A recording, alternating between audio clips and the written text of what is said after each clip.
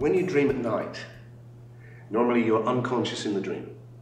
And you think you're just this little figure in this dream world. And you're caught up in the dramas.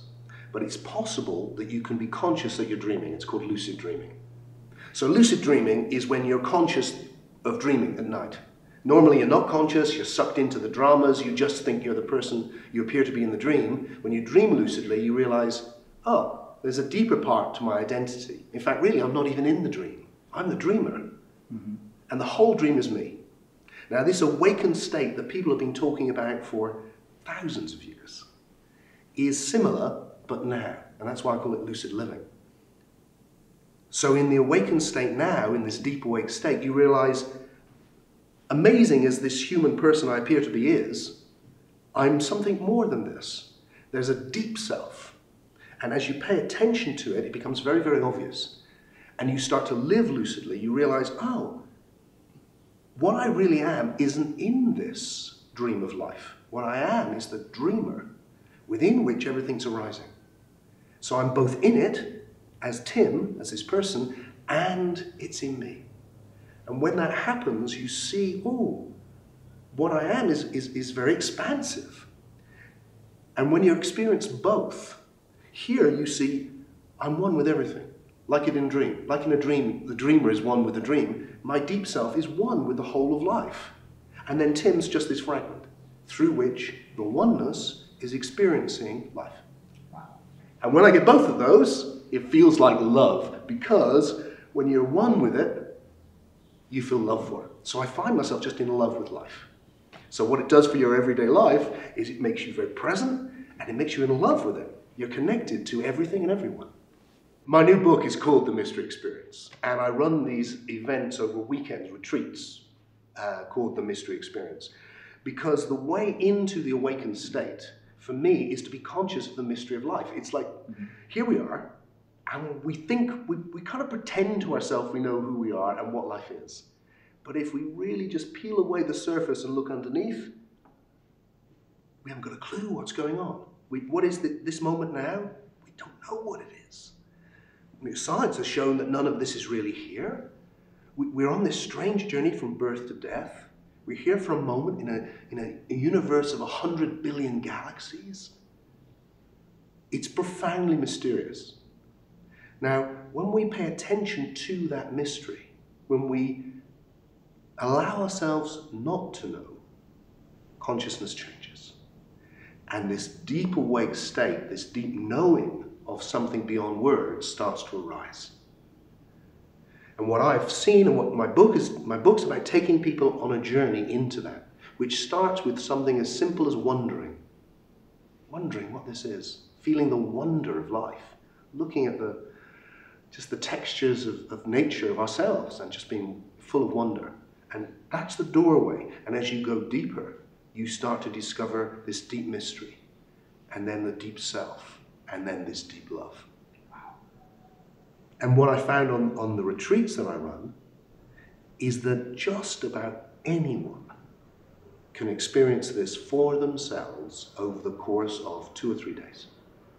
If you offer the right ideas, the right simple practices, and people are willing and they feel safe to make that journey. It's so available to all of us. And my hope is to contribute in some way to us seeing that and waking up. People give this deep self different names. In the ancient world, which I've written about a great deal, they call it the daemon, or the spirit. In many traditions, it's also called the angel. And often because it feels like there's some deep essence which is looking after us. The guiding, Socrates talks about it, the great philosopher, as his guiding daemon or angel. That there's something overseeing his life, where deep intuitions come from, where guidance comes from, something he doesn't maybe understand, but a voice which he hears. And then the deeper teaching is, yeah, that's right, and that essence is you. It's your own deeper being, but it exists in a deeper place. And whilst you are here, it is guiding you through this journey. And it reminds me a lot of how it is here when we fall asleep.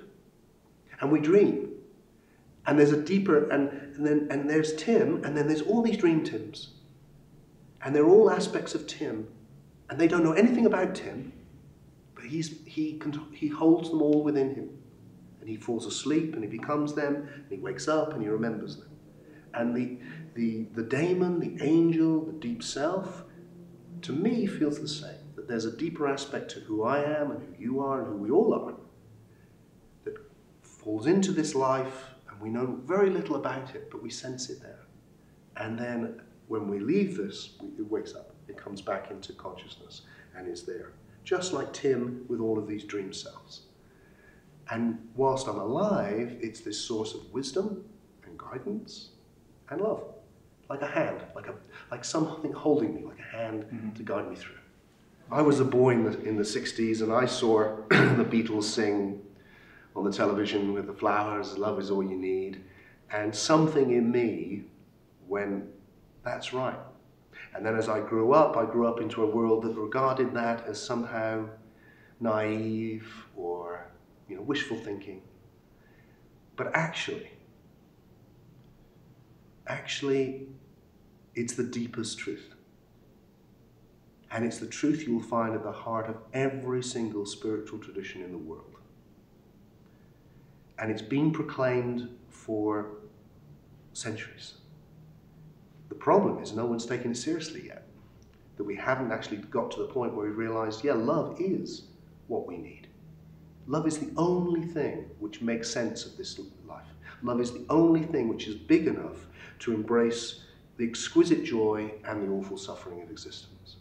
Only love can hold that. Love is when we feel connected, when we reach through the differences. Not because we like everything or like everyone, but because we see the being in everything. We connect with this deep essence, spirit in traditional language. We see the deep spirit or essence of things in each other, but also in the air, in the earth, in the sky, in everything. And when there's that connectedness, there's this incredible deep love, this big, all-embracing love.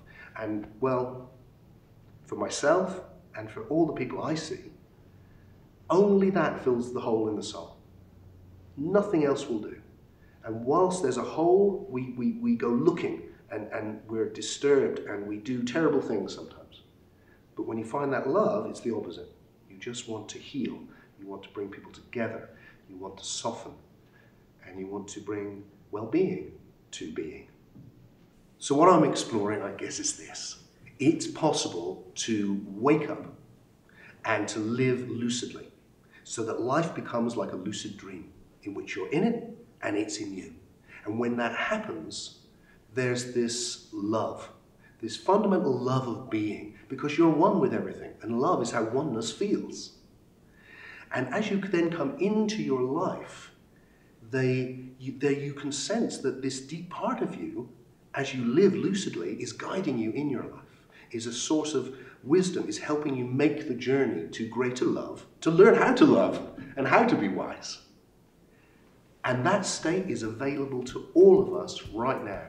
And the doorway, which is always open, is the mystery. Just to be conscious of that mystery. And you walk through that door, and what's waiting is everything you're longing for.